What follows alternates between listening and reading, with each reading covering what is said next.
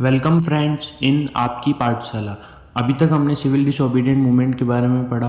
अब हम पढ़ेंगे सिविल डिसोबीडिएंट मूवमेंट के क्या इफेक्ट्स थे, क्या उसकी लिमिट्स थी और गांधी जी और इरविन जी के बीच में क्या पैक्ट हुआ था and second round table conference के बारे में। और दोस्तों, अगर आपको हमारा कंटेंट पसंद आता है तो please subscribe. Now we will read about effects of civil disobedient movement.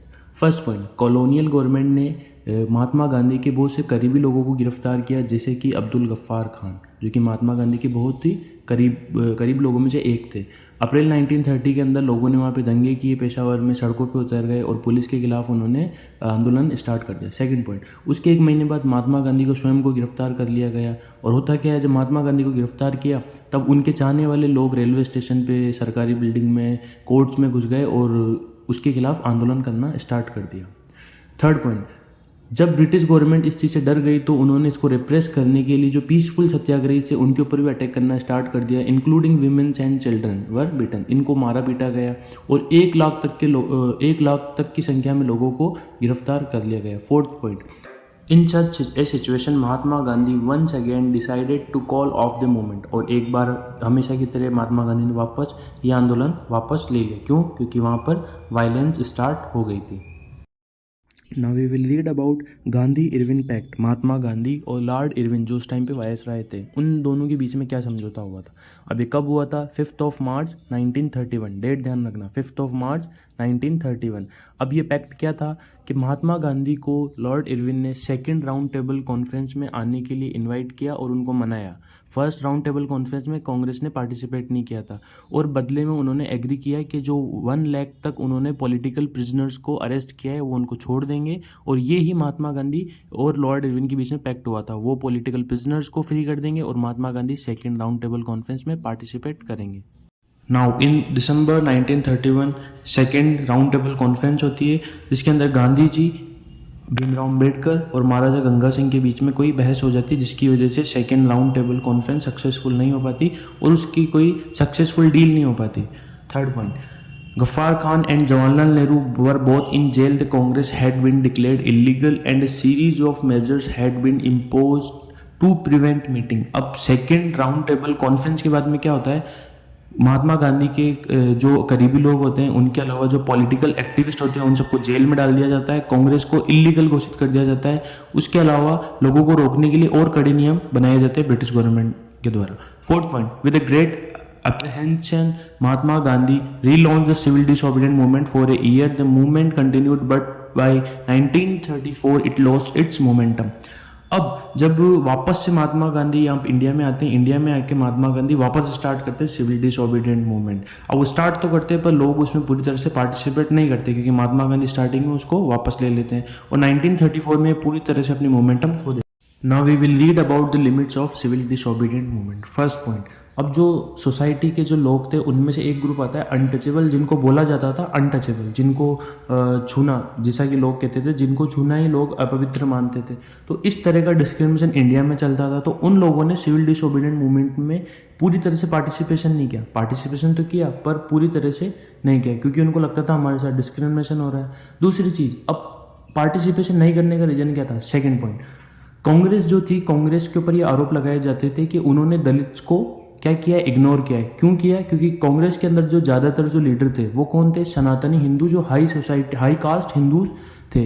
अब महात्मा गांधी ने ये बात बोली कि यदि हम अगर दलित्स को इग्नोर करेंगे तो हमारी जो इंडिपेंडेंस है वो ज़्यादा लंबे टाइम तक टिकेगी नहीं। तो इस डिस्क्रिमिनेशन को ख़त्म करने के लिए महात्मा गांधी ने खुद ने बहुत से प्रयास किए। Now in third point we will read about what Mahatma Gandhi did about untouchables. Mahatma Gandhi ने अनटचेबल्स के लिए क्या क्या किया? फर्स्ट थिंग जो उन्होंने की, उन्होंने अनटचेबल जो लोग थे उनको हरिजन बोला। हरिजन, इस चीज़ को वेरी इंपॉर्टेंट ध्यान रखना। हरिजन होते क्या है? हरिजन का मतलब होता है द चिल्ड्रन ऑफ गॉड। ये किसने कहा? महात्मा गांधी ने। किसके लिए कहा? अनटचेबल्स के लिए कहा। दूसरी चीज़, महात्मा गांधी ने टेम्पल में, पब्लिक वेल्थ में, टैंक्स में, रोड्स, स्कूल्स, इन जगहों पे उनके साथ डिस्क्रिमिनेशन करने को बिल्कुल ही मना किया लोगों को, और ऐसा ना करने के लिए लोगों को हिदायत दी। थर्ड चीज़ उन्होंने जो की, उन्होंने खुद ने वो काम किए जो हरिजन्स करते थे, स्वीपर्स करते थे। उन्होंने टॉयलेट्स तक साफ किए ताकि लोगों के अंदर ये मैसेज जाए। फोर्थ थिंग जो उन्होंने की, फोर्थ पॉइंट, जो दलित लीडर्स थे उनकी क्या डिमांड थी? Dalit started demanding reserve seat in educational institutions. स्कूलों के अंदर उन्होंने अपने लिए रिजर्वेशन मांगा। Second, a separate electorate that would choose Dalit members for legislative council. Legislative council में अलग से एक इलेक्टोरेट हो जिसके अंदर केवल दलित लीडर ही चुने जाए, किसी रीजन, किसी स्पेशल रीजन में जहाँ पे उनकी संख्या ज़्यादा हो, उसमें केवल उन्हीं का मेंबर चूज किया जाए, कोई और चूज नहीं किया जाए।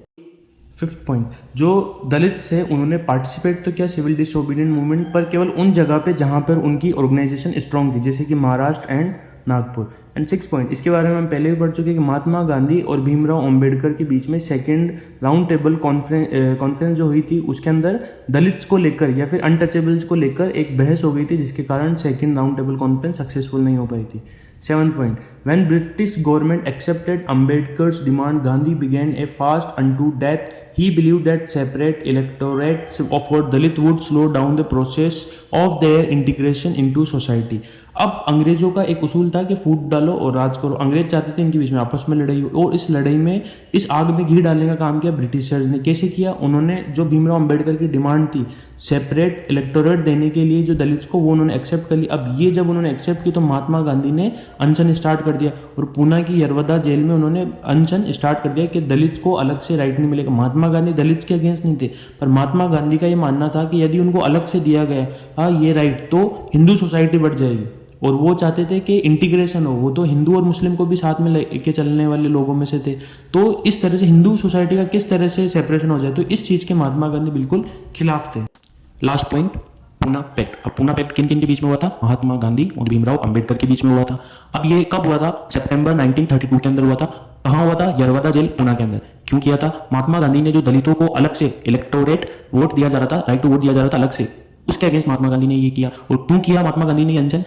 महात्मा गांधी का मानना था कि हिंदू कम्युनिटी का इस तरह से बंटवारा हो जाएगा और लोग नाराज हो जाएंगे। इस चीज के लिए महात्मा गांधी ने किया, पर इस बात पे भीमराव अंबेडकर जी अड़े हुए थे, तो इसीलिए उन्होंने अनशन स्टार्ट किया। और 6 दिन तक जब वो भूखे प्यासे रहते हैं तब भीमराव अंबेडकर जी खुद उनसे मिलने जाते हैं और उनका अनशन तोड़वाते हैं, और इस चीज को बाद के लिए बचा के रखते हैं। उन्होंने बोला पहले हमको ब्रिटिशर्स के अगेंस्ट लड़ना है, तो इस चीज को वो अभी पोस्टपोन कर देते हैं और महात्मा गांधी जी का अनशन तोड़वा देते हैं। Now, after Dalits, Muslim society also started demanding for separate electorate rights. अब उन्होंने भी डिमांड करना स्टार्ट कर दिया। उसमें सबसे पहले जो उभर के आता है मेन नाम मोहम्मद अली जिन्ना, जिसने ये डिमांड की। अब उसने डिमांड कहाँ की? थर्ड पॉइंट पे ध्यान देना। उन्होंने ये डिमांड की जहाँ पंजाब और बंगाल, जहाँ पे मुस्लिम कम्युनिटी की पॉपुलेशन ज़्यादा है, उस चीज़ वहाँ पे उन्होंने डिमांड की यहाँ पे जो रिप्रेजेंटेटिव हो वो कौन, किस कम्युनिटी का हो? मुस्लिम कम्युनिटी का। क्यों? क्योंकि उनकी पॉपुलेशन वहाँ पे ज़्यादा है। उसके अलावा उन्होंने डिमांड की जो सेंट्रल असेंबली होगी उसमें मुस्लिम्स को अलग से सेपरेट इलेक्टोरेट राइट्स दिए जाए, उनको भी अलग से, जिस तरह से दलित ने डिमांड की वो डिमांड उन्होंने भी की, और यही बाद में जाके रीजन बना पाकिस्तान के अलग होने का। तो फ्रेंड्स, ये हमारा था थर्ड पार्ट, ये होता है कंप्लीट। इसके बाद हम नेक्स्ट वीडियो में पढ़ेंगे fourth part of this chapter. Thank you.